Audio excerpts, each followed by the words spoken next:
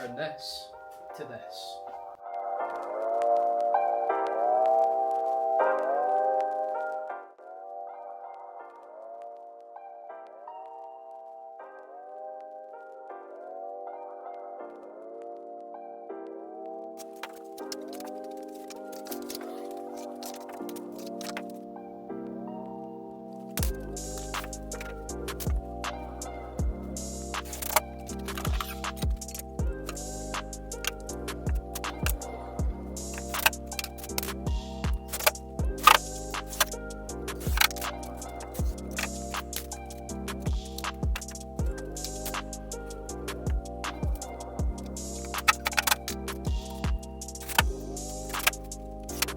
Really good tip: before you install any of the panels on the wall, it's best to mark out any of the studs beforehand.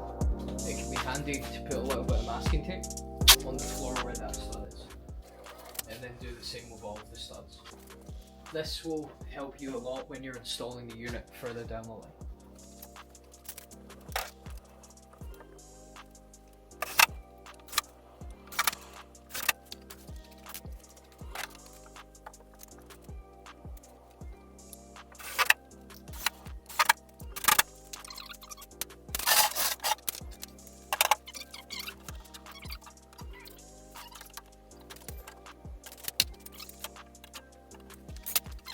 Sure that you have a sharp blade on there.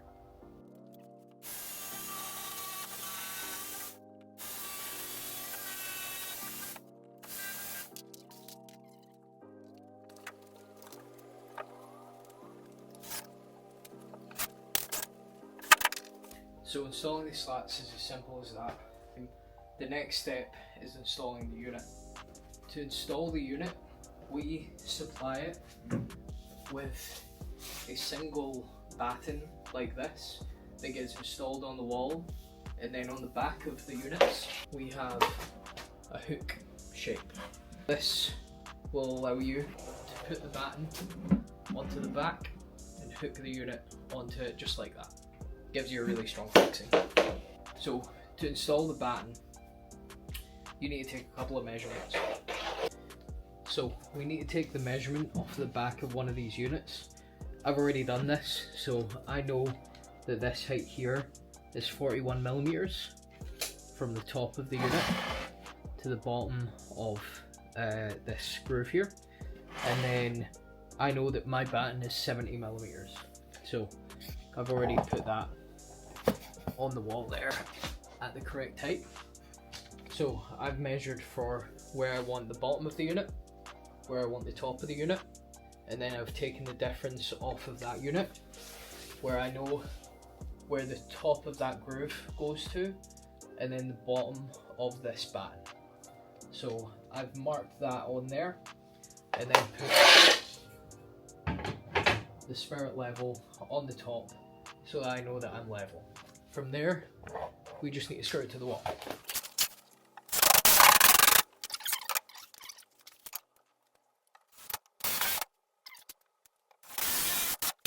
This is how you attach the unit onto here. So I know the center of this unit is a 60-inch fire, so the center unit is 1.6 meters. So I know the middle of that is 800 millimeters. So I can mark on here both of the sides.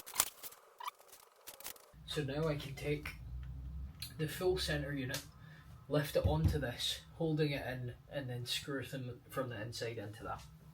So, got my long screws ready. Now, because I'm doing this on my own, it's a bit more difficult, but we'll lift it on, hook it onto this batten, screw from the inside into that, and we'll be fine.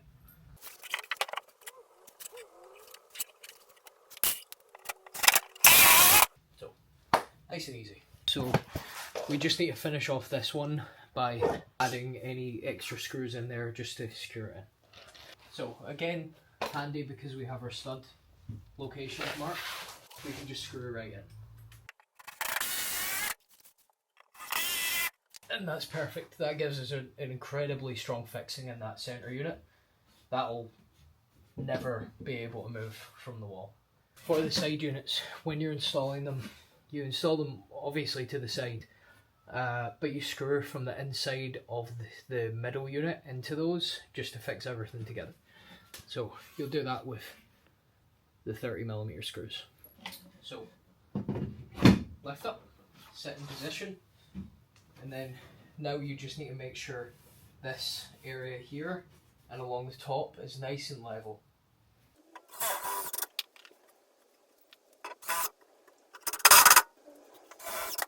Now we just need to do the same on the other side.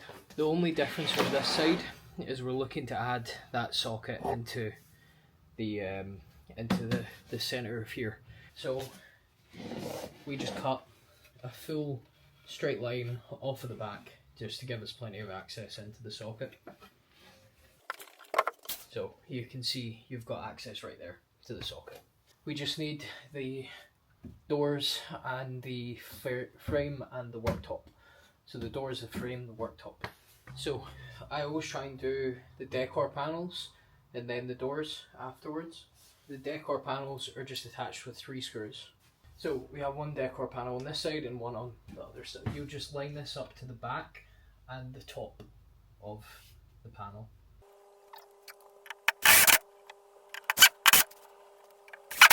I've just hidden the screws behind where the hinge plates will go. When we install the hinge plates, they'll hide both of those screws. So the hinge plate will just sit right on top of that. So that's lined up nicely.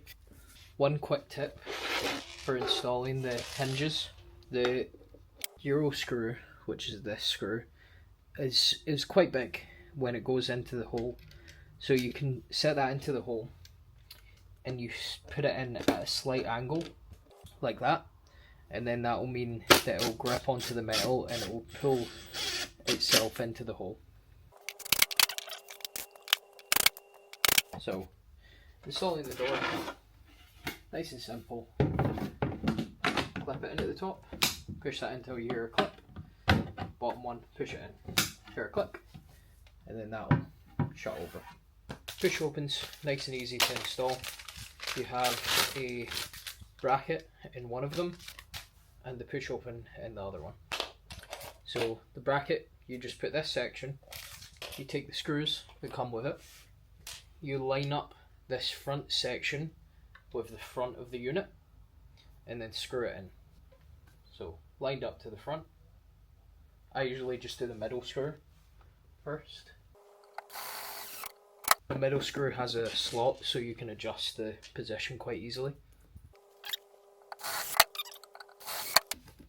Push open, just slides through the hole and then clips in just like that. Test it, make sure it's working. If you need to adjust it, push it so it comes out, and then you can adjust the push open inwards or outwards by twisting it.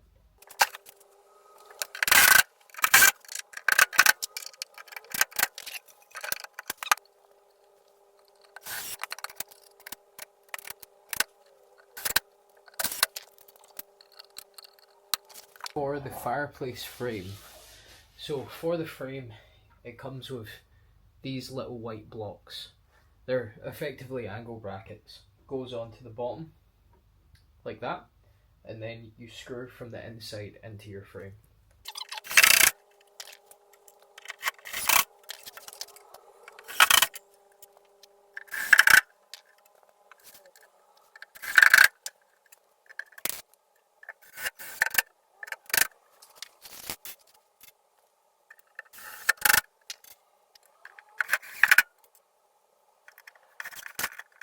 So now that all the clips are in place, it's just for the frame to go on the front.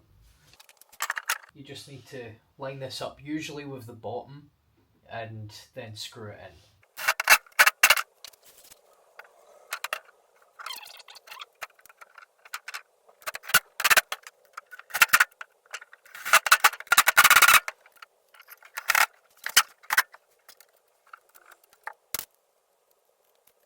Okay, so there's now screws in this section here that is filling this whole section in the centre of the fireplace. So all we need to do with that is put the fireplace into there, But first, it's better to do the worktop. So with the worktop, all we need to do is screw from the underside into the worktop, and that'll fix it in place using the 30mm screws. So there's a 5mm overhang on either side of the worktop and the front edge, so when you're putting it on, just make sure the same gap is on each side.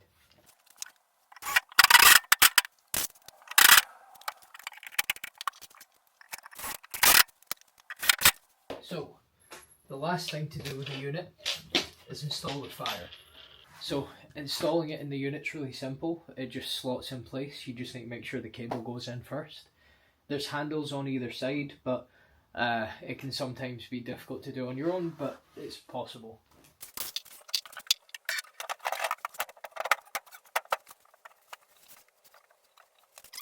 And that's the fire installed.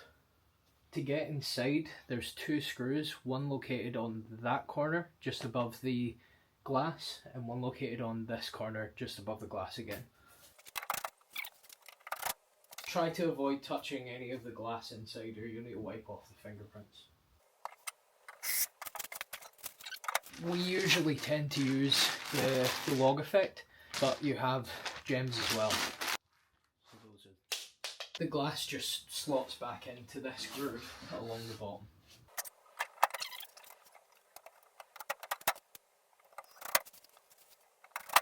So fireplace is in. You just make sure that you push it all in, it's plugged into the wall, and then you can just turn it on like that. The fireplace has different colours that you can set it to. You've got your heating mode, but the different colours, for example, are these for the bed. So you've got white, green, blue, white, orange, blue, green. Then you can change the fuel bed as well, so you can change that to the same colours as well. The heating is the fourth button along. Push that and then it will go up 0, 0, and then low, low, and then hot, hot. So you'll know you're either on the low mode or the high mode. You'll be able to see it on the little screen here. And then you have the timer and different functions that you've got on the other side. For the heat function, we usually only recommend using it for about 15 minutes at a time. So the final thing to install is just the TV panel. This one we've got a 75-inch TV panel which was installed elsewhere. Normally the way that you would do it is pack a few pieces of wood or scrap material that you've got just for the height of the TV panel, and then that means that you can just set it right on top of the unit and then screw it to the wall and then you're done. Typically we go round about 80, 60, 70 mil from the top of the unit to where the TV panel sits. So we're going to pack out the TV panel, so we're using just scrap bits of wood that we've got, and that'll give us enough space behind that we can run an LED strip behind the TV. So we're going to run a strip along the bottom, a strip along the top, and then a strip down either side of where the TV panel will sit. So we just need to measure out the size of the TV panel, take it in a certain amount, and then cut it from there. The strips that we're using, we've cut them down to size by around about 50mm off of the edge, so that should give us plenty of space that the LED lights will still shine through, but we'll have a bit of play when we're putting the TV panel on the wall. We'll also need a strip along the centre where the TV panel will be, just so when you screw the TV bracket into it, you've got something to support that as well.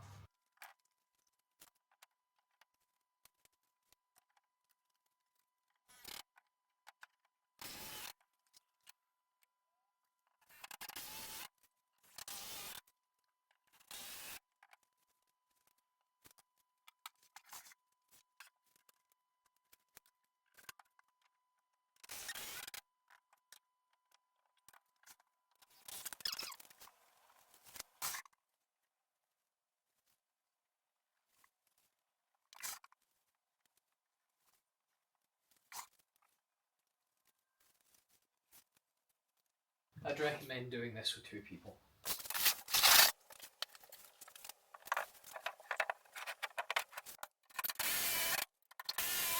So TV panel secured when it has 2 screws in it.